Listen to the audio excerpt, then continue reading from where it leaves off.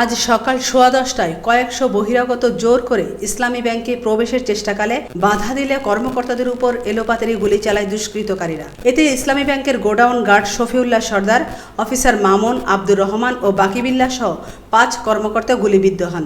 ইসলামী bank সূত্রে জানা যায়, জামানতবিহীন অনিয়ম করে লোন কেলেঙ্কারির প্রতিবাদ জানিয়ে ব্যাংক কর্মকর্তারা সকালে বিক্ষোভ শুরু করেন।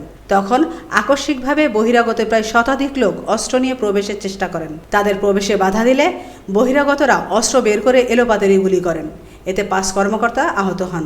তাদের মধ্যে 3 জনের অবস্থা আশঙ্কাজনক। পরে উপস্থিত কর্মকর্তারা পাল্টা ধাওয়া দিলে তারা পালিয়ে যান। আমেনা ইসলাম, আজকের সংবাদ।